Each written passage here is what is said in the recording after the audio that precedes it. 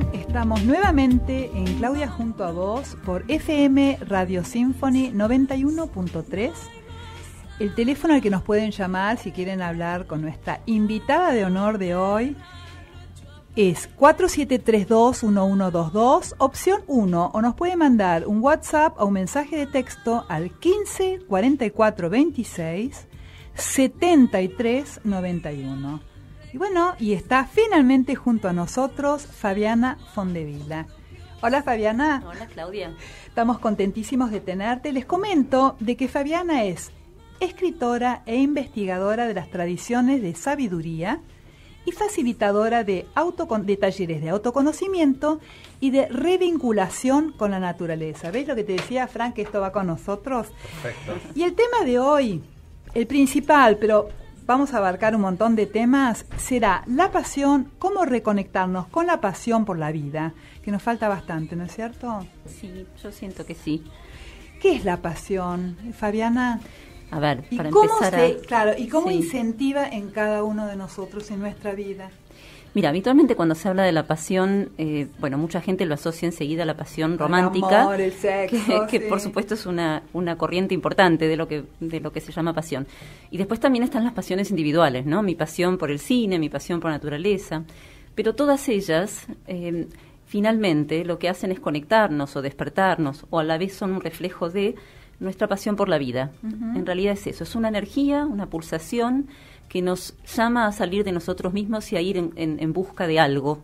Ese algo varía, pero ese algo siempre es representante, insisto, de la pulsión vital, del amor por la vida. Entonces, hay muchas formas de despertarla.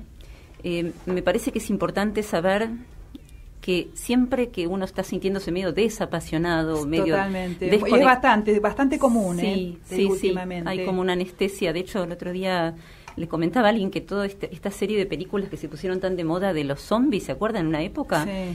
Yo creo que hay una cosa ahí como simbólica, ¿no? Porque el zombie es un muerto en vida, básicamente. Es alguien que está pero no está. Y me da la sensación de que hay como un temor. A veces el cine refleja recoge estas cosas que andan dando vueltas en la sociedad, ¿no? Hay como un temor a estar viviendo eso, como muertos en vida. Entonces, me parece que es muy importante darse cuenta, tomar nota de lo siguiente. La pasión siempre está.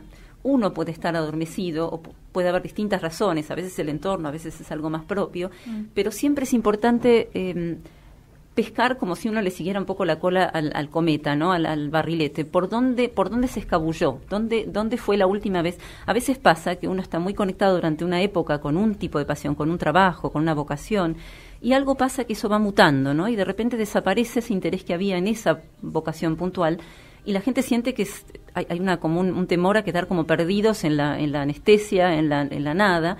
Pero en realidad siempre lo que pasa con la energía de la pasión, como con toda energía, es que va moviéndose, es dinámica, no es algo estático. Uno tiende a pensar, y además nos enseñan cuando somos chicos, ¿no? Mal, que la pasión es una, la vocación es una, entonces te dicen, ¿qué vas a hacer cuando seas grande? Como que hay una opción correcta y todo lo demás no existe. Y eso no es así. En realidad, generalmente hay más de una vocación, más de una pasión. Ahora hablamos de la vocación aplicada al quehacer, ¿no? Al trabajo. Muy bien. Pero además es dinámico, va cambiando con nosotros. Uno crece, va encontrando nuevos intereses, nuevas curiosidades. Y es importante darle curso, no quedarse apegado a algo porque uno lo eligió en algún momento y entonces... Claro, no puedo cambiar, tengo que seguirlo así, ya está, ya perdí. No, claro, como perdí el tren. En realidad, toda la vida, y cada vez se sabe más que esto es un proceso que dura hasta el último día. No hay razón para pensar que es algo que hay que decidir en la juventud y nunca más reverlo. Y además también es importante, esto ya hablando en el plano laboral, esto de la multivocación y la multipasión es una cosa relativamente reciente. Hasta hace un tiempo se consideraba que uno tenía que encontrar esto, que era como el anillo para tu dedo, y ir a fondo con esto. Sí. Y eso muchas veces hace que la gente se sienta un poco trunca, porque hay otras cosas que la llaman, que la convocan, y que sienten que no tienen, que no sería serio dedicarse a eso. Hay como un miedo a esto que llaman diletantismo, ¿no? O falta de profundidad. Cuando en realidad lo que pasa es lo contrario. Las pasiones se nutren mutuamente. Y no solo se nutren y se enriquecen, sino que muchas veces hay como solapamientos o lugares donde se entrecruzan las pasiones que generan cosas súper interesantes. Te voy a dar un ejemplo que contaba un americano, porque simplemente me pareció simpático. un hombre que le gustaba hacer gimnasia, ejercicio, o era deportista, y a la vez era medio nerd, le encantaban las computadoras y todo lo que tuviera con el mundo cibernético. Y terminó generando un sistema digamos, de gimnasia, de entrenamiento para nerds. O sea, porque los nerds, él sabía que no iban a ponerse un traje de gimnasia, iban a ir a salir a correr, tenía que buscar algo para ellos, ¿no? Bueno, este es un cruce posible de los millones que uno puede imaginar, hay muchos, pero sí es interesante no impedirse explorar a fondo todas las cosas que nos interesan. A veces estamos desmotivados, a veces estamos, qué sé yo, no sé, es como que no vemos una luz en el camino, es como que decimos ya las cosas no tienen el mismo sentido que antes, y cuando estamos así, que le está pasando a mucha gente, ¿qué haces? ¿Cómo empezás de vuelta con ese fuego interno? Buena pregunta. ¿Qué es lo que sugerís? Mira, hay muchas cosas que podemos hablar un poquito más adelante. Si querés les voy a pasar a quienes nos escuchan algunas preguntas que se pueden hacer ya estrictamente en lo laboral, para encontrar algo que a lo mejor sea una nueva vocación o una nueva forma de conectarse con su vocación. Pero antes de eso me interesa hablar más a fondo un poquito de la idea de la pasión. Dale. Y una emoción que la antecede y que es medio una emoción hermana, la pasión, que es el asombro. Okay. El asombro, que es esta primera emoción que nos despierta todo, básicamente. Cuando uno es chico, todo genera asombro, ¿no? Y es el asombro de la primera vez, que es muy especial. En realidad, el asombro no desaparece con la adultez, o no debiera desaparecer. Lo que ocurre es que sí hay una tendencia a dar las cosas por sentadas, y las obligaciones y el camino de la vida y las exigencias y el estrés tiende a hacernos cada vez conectar menos con el asombro. Pero hay algo interesante que ocurre cuando uno lo permite y lo facilita, que es como un segundo asombro, que viene como en la mediana edad, que sería, algunos lo llaman, o hay algún autor que lo llama una segunda inocencia. Ya no es el primer asombro del desconocimiento, de que algo es nuevo y entonces qué es el amor, qué es el trabajo. Esta cosa ya no es, uno ya ha visto, ha conocido, también conoce las dificultades, los escollos en el camino, perdió por ahí esa primera inocencia de sentirse todopoderoso, ¿no? Cuando uno es chico dice, voy a ser presidente, voy a ser primera bailarina del Colón. Astronauta. Bombero. Futbolista, salir de la primera de River. Obvio, bueno, eso... Yo tuve muchos años ahí. ¿Por qué no? Bueno, uno puede volver y retomar esos sueños desde otro lugar, ¿no? Pero es cierto que eso sí se pierde. Uno se vuelve más humilde, se da cuenta que no es que hay un montón de limitaciones propias del mundo. Sin embargo, es muy importante volver a conectar con ese primer asombro. Ya no es un primer asombro, es un asombro consciente, voluntario. Esa es la principal diferencia. Y con conocimiento de causa, digamos. Uno sabe que la vida no es perfecta, uno sabe que hay frustraciones, pero uno quiere apostar igual a que la vida sea maravillosa, ¿no? Y a descubrir cosas nuevas, y aportar cosas nuevas, y a encontrarse con otros en lugares distintos. Todo esto es un camino, me parece, importante a cultivar.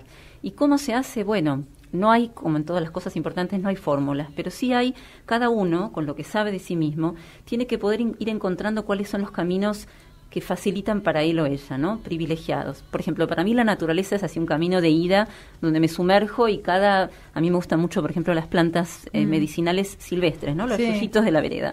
Entonces, es un camino donde uno se pone a explorar, si sos más o menos curioso, y no terminas nunca, porque no hay límite. No hay límite. Y siempre hay uno nuevo que se usa para algo distinto, hay preparaciones y formas de... En fin, es un mundo infinito. Como casi cualquier cosa puede convertirse en un camino de exploración apasionante. Pero cada uno tiene que saber por dónde pasa para él o para ella, ¿no? Para otros será algo más quizás cultural, a lo mejor es el cine, o alguna beta literaria, o la política, o lo que fuera, pero hay que cultivar esas pasiones. No se puede pensar que la pasión va a venir a buscarnos, como por ahí sí pasa más en la primera juventud, que tiende a tomarnos así como por arrebato. Las pasiones de la madurez, digamos, son más intencionales. Uno dice, a ver, esto está bueno, lo voy a perseguir a fondo, voy a ver a dónde me lleva. Sí poner ahí todo el entusiasmo y toda esta segunda inocencia, una inocencia cultivada, ¿no? No es la misma inocencia que del niño que dice, no sé, voy a ser presidente. Ya no es voy a ser presidente, pero me interesa la política, bueno, a ver qué puedo hacer. Y va a encontrarse uno en el hacer, porque uno de los secretos es es que la pasión viene en el hacer, no es pensándolo en casa. En el hacer se va a reencontrar con facetas que no son tan distintas, ese primer amor de la juventud, ¿no? Algo que a lo mejor yo puedo cambiar, ya sé que no voy a cambiar el mundo ni mi país, pero a lo mejor puedo cambiar algo en mi barrio, en mi comuna, y eso es genial. O sea, eso es un estímulo enorme para cualquiera. Y eso en cualquier plano se da. Entonces, las metas son un poquito más acotadas, más realistas si querés, pero el entusiasmo no tiene por qué ser distinto. Perfecto. Estuve mirando tu blog. Ajá. Y se llama Usina Mística. ¿Por Sí. qué elegiste la palabra usina? Decime por qué usina mística. Porque para mí la usina mística es la vida. La vida es una usina mística en este sentido. Lo místico vieron que es el contacto directo con lo divino, con lo sagrado, con lo misterioso.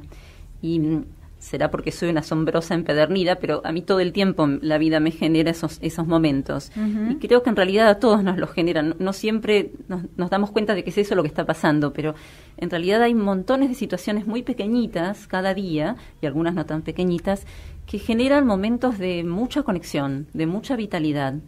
Y en realidad no es tan difícil volver a conectar con ellos y saborearlos a fondo, tomar todo lo que traen, ¿no?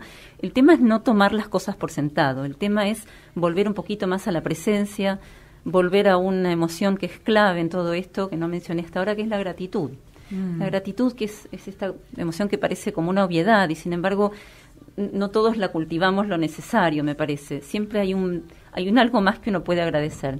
Y el agradecimiento, que viene como hermanado al asombro, ¿no? Uno primero se asombra, o sea, toma conciencia de que hay un atardecer, de que hay una nueva planta donde ayer no había, de que tu hijo dijo algo que no podés creer que lo dijo. Todos esos asombros generan inmediatamente gratitud. Si uno puede expresar esa gratitud, generalmente la expresa hacia afuera, que está buenísimo, a quien la provoca o a la vida misma, eso a su vez es como que retroalimenta el asombro y hay un caminito de ida y vuelta, ¿no?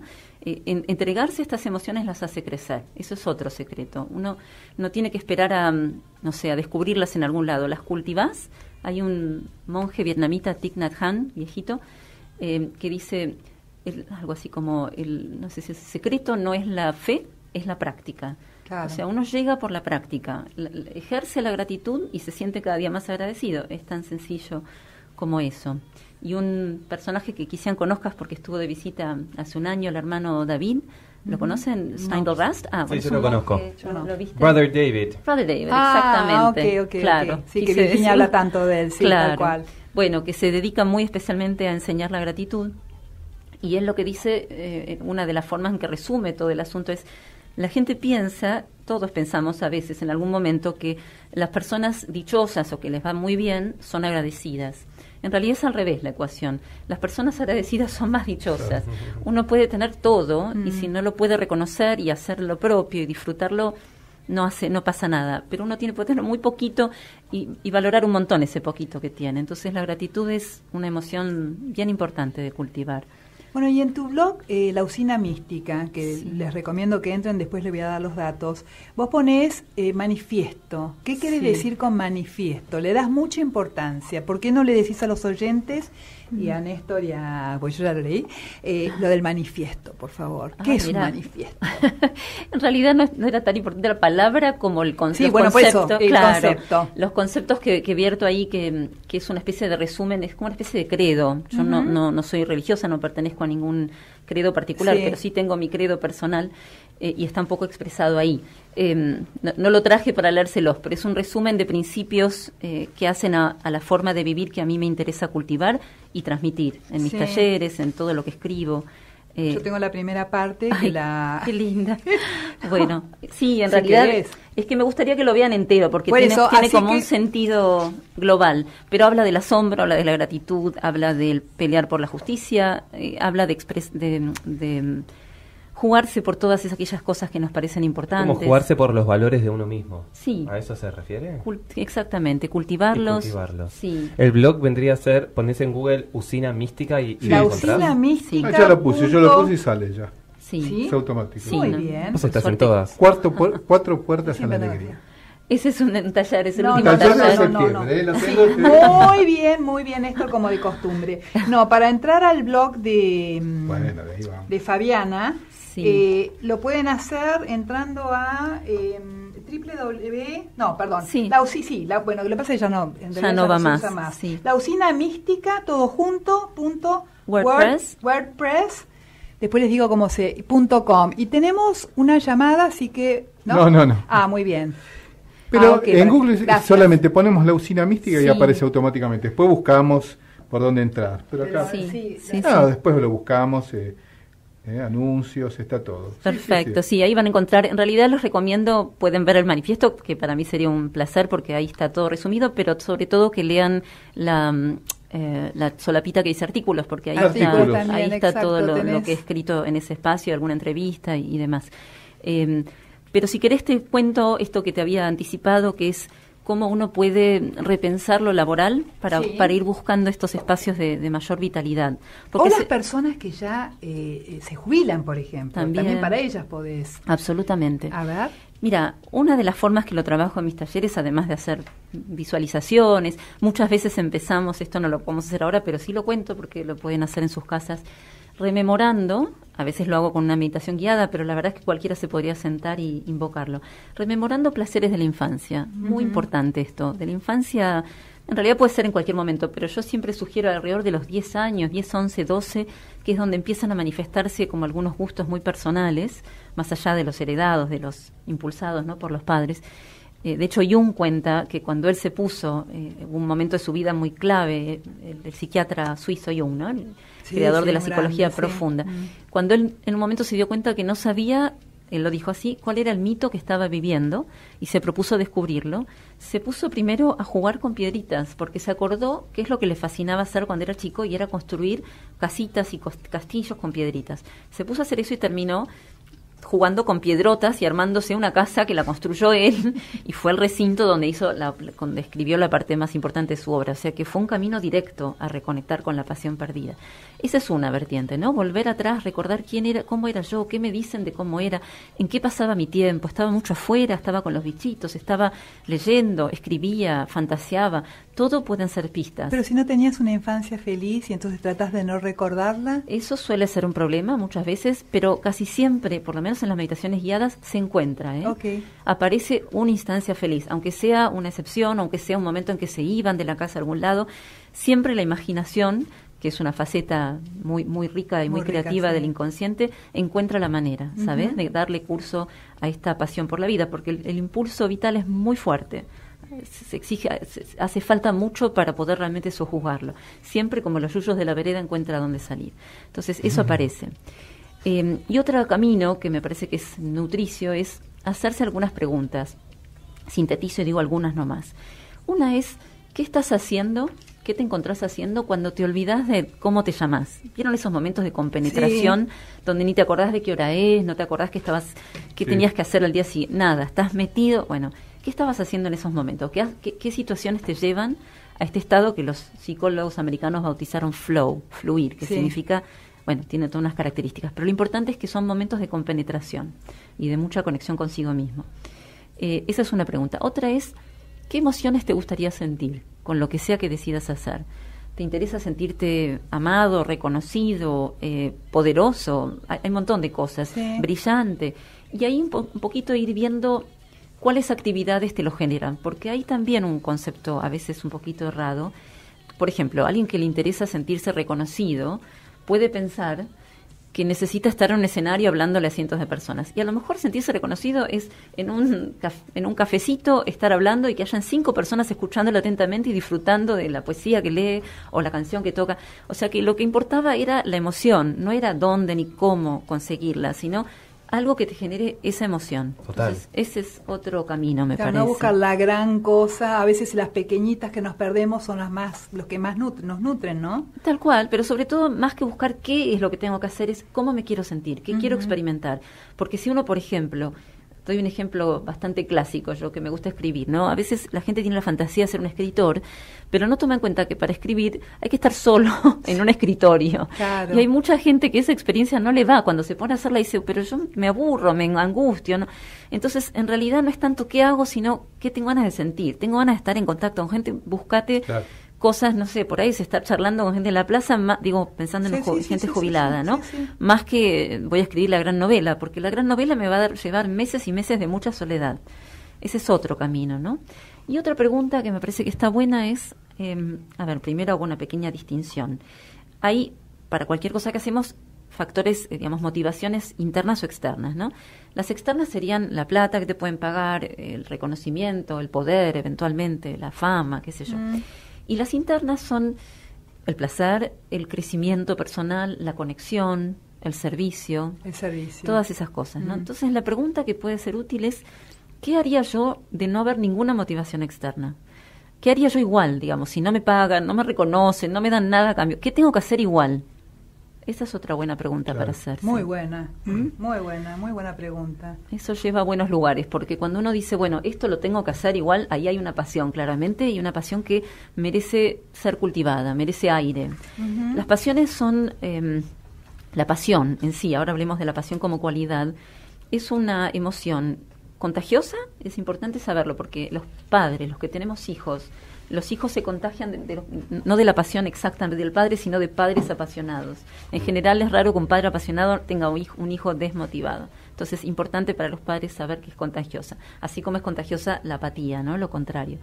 Es cultivable, quiero decir, no es algo que o nací apasionado o no nací apasionado. Otra distinción importante, no tiene necesariamente que ver con lo extrovertido, lo exuberante. Uno piensa que un apasionado es alguien que habla a los gritos. No, hay pasiones muy solapadas. Pensemos en un científico. Un científico que se levanta todos los días con ganas de ir a hacer lo que estaba haciendo y por ahí no habla con nadie. En un silencio total, ¿no? Claro. Total, y es la forma de pasión de un introvertido. O sea que la cualidad no está tanto en la forma externa, ni cómo se manifiesta, que se va a manifestar distinto según cada persona, sino en la perseverancia. La pasión es algo que nos agarra de las narices y nos lleva hacia donde lo que tengamos que hacer. Y por lo tanto, otra distinción que es importante, no es sinónimo de felicidad. A veces la gente piensa, ay, qué bueno, un apasionado. Trae mucha felicidad, pero también nos exige sacrificios la pasión. Cualquiera que ha hecho una obra de cualquier tipo, sea escribir un libro, llevar adelante un comedor para chicos, todo requiere momentos de mucho sacrificio. Y la pasión es eso que nos hace volver y volver y volver al ruedo cuando se pone difícil. Y volvemos y te dejamos tomar un vasito de agua. Pasamos a un tema musical. Dale. Y aprovechen, tomen papel y lápiz porque las cosas que está diciendo Fabiana son buenísimas. No se vayan, esperen chiquitito y ya estamos de vuelta con ustedes.